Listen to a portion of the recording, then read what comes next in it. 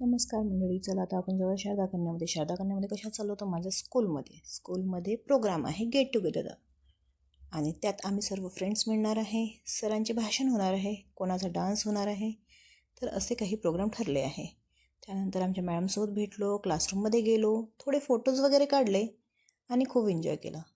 लाईफची मजा हे सगळ्या फ्रेंड्ससोबत मिळाल्यानंतर मिळाली. त्यानंतर टीचरला गिफ्ट दिले, फोटोज काढले. माझ्या दीदीला घेऊन तिच्यासोबत एक फोटो काढला तिच्यासोबत. माझे सर्व फ्रेंड्स होते.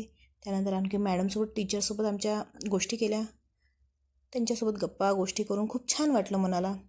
मग फ्रेंड्स होते, फ्रेंड्स वगैरे सोबत थोडा डान्स केला आणि पूर्ण दिवस आम्ही असा एन्जॉय केला.